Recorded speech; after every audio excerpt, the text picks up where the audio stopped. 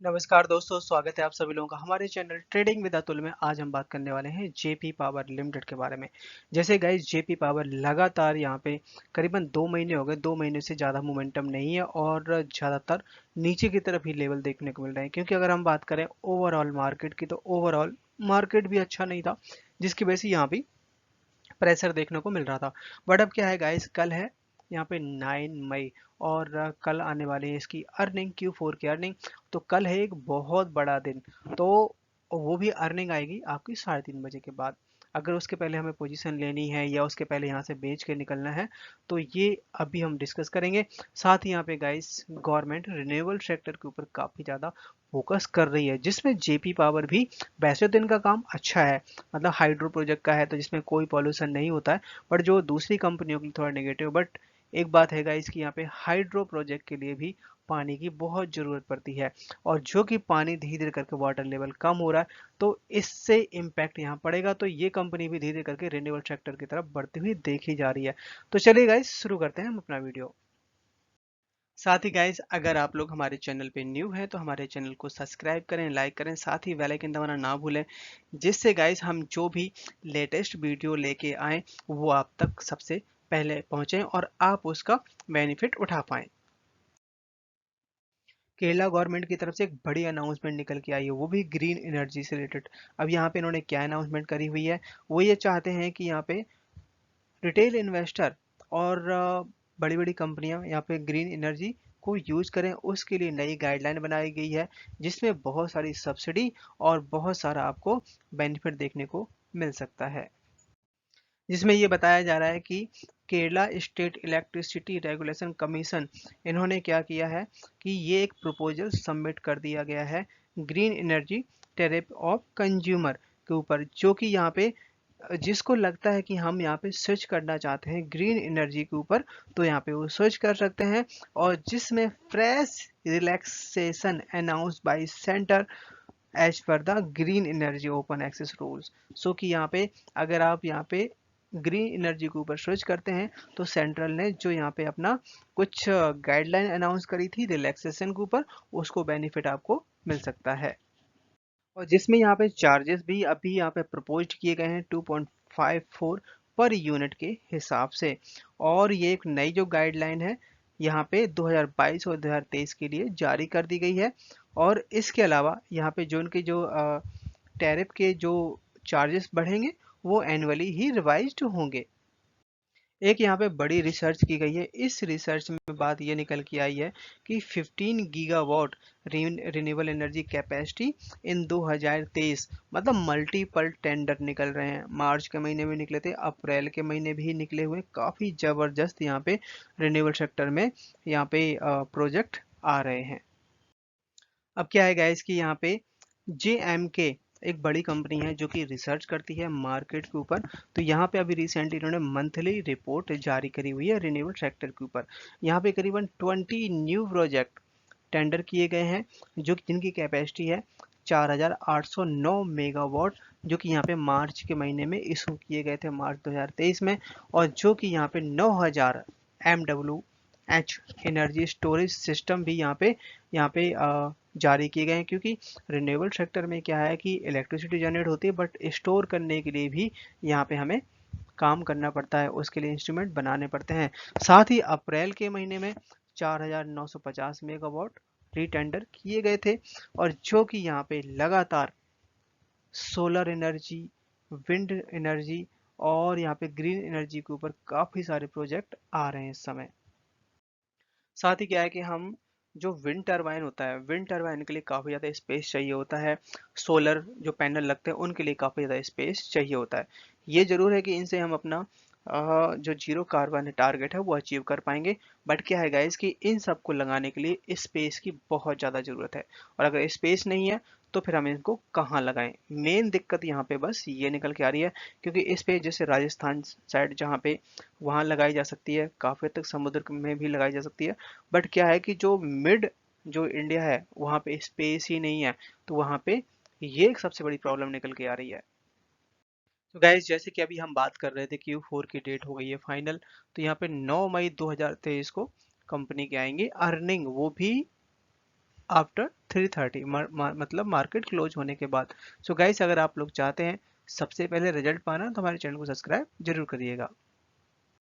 So guys, क्या है कि सबसे पहले हम आपको बता देते हैं कि यहाँ पे FII, DIs और प्रमोटर्स की यहाँ पे एक्टिविटी देखने को मिल रही है। यहाँ पे FII लगातार अपने शेयर होल्डिंग इंक्रीज करता हुआ देखा जा रहा है। आप देख सकते हैं कि एक साल पहले 1.2% का स्टेक था, जो कि यहाँ पे 5% तक का स्टेक कर दिया है। डीआईएस के पास स्टेक 23% का स्टेक था मार्च 2022 में, यहाँ पे 22.26%, मतलब कि 0.8% के आसपास डाउन साइड देखने को मिली है। बट यहाँ पे डीआईएस के जो लोग हैं जिन्होंने खरीदारी करी, आप उनके नाम सुनेंगे तो चौंक जाएंगे। जिसमें सबसे ज्यादा यहाँ पे आईसीआईसीआई बैंक के पास में है 10% का stake, central bank of India के पास में है करीबन यहाँ पे 3.7% तक का स्टेक, कैनरा बैंक 2.5% का स्टेक, और एलआईसी के पास में करीबन यहाँ पे 1.5% तक का स्टेक है, यूको बैंक के पास में 1.2। तो ये नामी ग्रामी डीआईस हैं जो कि लंबे समय तक होल्डिंग करते हैं, तो काफी अच्छी यहाँ पे डिलीवरी उठाई हो इन लोगों ने। सो गाइस, क्या है कि यहाँ पे जेपी पावर से रिलेटेड एक बड़ा अपडेट निकल के आया है। यहाँ पे बताया गया है कि अभी करेंटली 31 मार्च और 31 दिसंबर, ये दोनों के लिए ये नंबर्स निकल के आए हैं। करीबन 4,744 करोड़ का इनके पास लोन है, और जो रेटिंग मिली है BBB की। और ये सारी बात जो रिसर्च करी हुई है यहाँ पे एक्वाइट रेटिंग एंड रिसर्च लिमिटेड ने ये सारा खुलासा किया हुआ है। बट जो यहाँ पे रेटिंग मिली हुई है वो BBB की पॉजिटिव रेटिंग मिली हुई है। और यहाँ पे दोनों कंपनियों ने यहाँ पे रेटिंग डिसाइड करी हुई है। एक करी हुई है क्राइसिल ने, साथ ही जो हमने बताया है एक्वाइड BBB, जो कि स्टेबल की रेटिंग दी हुई है इन्होंने। इस बार की जो अर्निंग आई थी यहाँ पे आप देख सकते हैं डाउन साइड देखने को मिल रही है ईयर ऑफ ईयर 14.3% के आसपास। आज के दिन शेयर में 3% से ज्यादा की गिरावट देखने को मिली है। शेयर ने हाई बनाया 6.35 का, लो बनाया पे 5.95 का, क्लोजिंग दी है 6 रुपए पे। चार्ट में नजर डाली जाए तो यहाँ पे आप देख सकते हैं 6 रुपए के आसपास शेयर काम करता हुआ देखा जा रहा है। तो यहाँ पे गाइस सबसे बड़ा सपोर्ट आपका 6 रुपए, अगर इसको ब्रेक करता है तो फिर यहाँ पे 5.8 तक के भी लेवल देखने को मिल सकते हैं। बट यहाँ पे बहुत जल्द आने वाली है Q4 की अर्निंग, तो उसके पहले अगर आप चाहते हैं पोजीशन लेना तो यहाँ पे आप धीरे धीरे करके ही बाय करें, एक बार में बाय नहीं करना है। बट यहाँ पे इसका सबसे बड़ा सपोर्ट 5.5 है। अगर रिजल्ट खराब भी आते हैं ना तो शेयर आपको 5.2, और अगर रिजल्ट अच्छे आते हैं तो 6.5 7 रुपए तक के लेवल देखने को मिल सकते हैं। मतलब ये रेंज है 5.5 से लेके 6.5 7 रुपए तक। बीएसई इंडिया में यहाँ पे 31% की डिलीवरी उठाई गई है। सो गाइस, क्या है कि यहाँ पे के एफ डब्ल्यू बैंक ये जर्मन बेस्ड बैंक है। इन्होंने यहाँ पे करीबन 110 मिलियन डॉलर लोन अप्रूव कर दिया है Indian renewable energy transmission project के लिए। तो यहाँ पे जो केरला गवर्नमेंट है उन्होंने यहाँ पे 916 करोड़ का फंड के लिए नोड है वो यहाँ पे रिसीव कर लिया है फ्रॉम KFW बैंक की तरफ से, जिससे क्या होगा कि solar and wind energy project develop किए जाएंगे। और इसमें सबसे अच्छी बात क्या है, लोग कहेंगे कि ये तो अपनी गवर्नमेंट भी दे सकती थी, बट क्या है गाइस कि यहाँ पे 3 से 4% रेट ऑफ इंटरेस्ट के हिसाब से KFW बैंक यहाँ पे लोन दे रहा है, जबकि यहाँ पे अपने इंडिया में 6.5% है। तो ऑलमोस्ट उससे अगर हम बात करें 3.5 का भी मिलता है ना, तो ऑलमोस्ट हाफ रेट पे यहाँ पे रेट ऑफ इंटरेस्ट है KFW बैंक का, जिससे रिन्यूएबल एनर्जी के लिए काफी ज्यादा बूस्ट मिलने वाला है। यहाँ पे सेंट्रल ने एक बड़ी खुशखबरी दी है कि यहाँ पे अरुणाचल प्रदेश में करीबन 10 ऐसे प्रोजेक्ट हैं, हाइड्रो प्रोजेक्ट, जिनको आइडेंटिफाई किया है और जो काफ़ी टाइम से रुके हुए थे। तो गवर्नमेंट ने उनको सेटल करने के लिए यहाँ पे बड़ी खुशखबरी दी हुई है।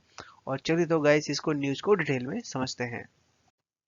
सो यहाँ पे गवर्नमेंट की तरफ से बहुत बड़ी अनाउंसमेंट निकल के आई हुई है कि जो इनके पास एग्रीमेंट हुए थे कि हम इस प्रोजेक्ट को ख़त्म करेंगे, जो भी प्राइवेट सेक्टर हैं जो कि इसमें पैसा इन्वेस्ट किया था बट किसी कारण की वजह से वो पूरा नहीं हो पा रहा है या गवर्नमेंट की तरफ से कोई डिले हो रहा है, तो गवर्नमेंट ने गाइस यहाँ पे इसको सेटल करने की बात कही है। और साथ ही ये भी कहा है कि अगर जो सेटल करना चाहता है और जिसने पैसा भी लगाया तो वो पैसा भी उसको मिल जाएगा। ये जो प्रोजेक्ट थे करीबन 10 से 15 साल के बीच में प्रोग्रेस नहीं हुआ, सफरिंग है, कुछ चल दिक्कत आ रही है, उसकी वजह से रुके हुए हैं। तो यहाँ पे आप देख सकते हैं कि दे would want to exit but would also like to get back the money they spent। So guys जिन लोगों ने जितना पैसा स्पेंड किया है वो उनको यहाँ पे मिल जाएगा। तो यहाँ पे ये हाइड्रो प्रोजेक्ट के लिए बड़ी खुशखबरी निकल के आई है, वो भी अरुणाचल प्रदेश के लिए। बात की जाए यहाँ पे एफआईआई के बारे में, तो यहाँ पे आप देख सकते हैं कि एफआईआई ने करीबन अपनी जिनकी जो होल्डिंग थी 2.83% थी, जिसको बढ़ा के यहाँ पे 3.38% कर दी है। इसके अलावा यहाँ पे एफआईआई के जो नंबर्स हैं, इन्वेस्टमेंट के नंबर्स हैं, इंक्रीज हुए हैं 86 से बढ़ा के यहाँ पे वो 108 कर दिया गया है, जो कि है सितंबर मंथ में। सितंबर का जो क्वार्टर आया था अभी रिसेंटली, Q2 की जो अर्निंग आई थी उसमें यहाँ पे ये एफआईआई ने अपनी इन्वेस्टमेंट इंक्रीज करी हुई है।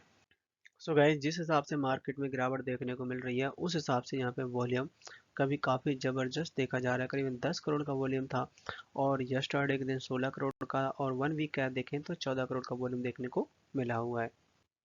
यही गाइस यहाँ पे अगर प्राइस परफॉर्मेंस के बारे में बात की जाए, तो इसने 3 साल में करीबन 370% तक के रिटर्न, और 1 वीक में करीबन 5% तक के रिटर्न दे चुका है अभी। साथ ही गाइस क्या है कि अभी यहाँ पे इनकी जो अर्निंग आई हुई थी, अर्निंग की वजह से शेयर में काफ़ी ज़्यादा गिरावट देखने को मिली थी। अगर एक बार इनके हम थोड़ा डेटा पे नज़र डालें, तो एक साल पहले यहाँ पे 1400 करोड़ की सेल थी, जो कि इस बार 1200 करोड़ की, मतलब सीधा सीधा 15% के आसपास डाउन साइड देखने को मिली है। अदर इनकम है वो भी डाउन हो गई, 51 करोड़ थी एक साल पहले, जो कि यहाँ पे 5 करोड़ आई है। और टोटल इनकम है जो 1206 करोड़, जो कि पिछले साल 1450 करोड़ की थी। तो अब यहाँ पे जिनके जो खर्चे हैं, खर्चों में तेजी देखने को मिली है। पिछले साल करीबन 1158 करोड़ के खर्चे थे, इस बार करीबन 1308 करोड़। तो खर्चे काफी ज्यादा इंक्रीज हो गए। और यहाँ पे इन्होंने टैक्स भी पे कर दिया 135 करोड़ का। तो अब ओवरऑल यहाँ पे 217 करोड़ का लॉस हो जाता है, जो कि पिछले साल के इसी टाइम पे करीबन 106 करोड़ का यहाँ पे प्रॉफिट था। तो इस बार काफ़ी ज़्यादा लॉस बढ़ गया है। बट अब गाइस यहाँ पे गर्मियाँ आने वाली हैं, तो गर्मियों में पावर की डिमांड बढ़ जाती है, तो अच्छी रिकवरी भी दिखा सकता है। और अगर आप चाहते हैं इन्वेस्टमेंट करना, तो धीरे धीरे करके ये बाय करें लॉन्ग टर्म के हिसाब से, जिससे आपको अच्छे रिटर्न भी देखने को मिल सकते हैं। सो गाइस वीडियो पसंद आया हो तो लाइक सब्सक्राइब करें। सो दोस्तों thank you watching my video, and मिलते हैं नेक्स्ट वीडियो में।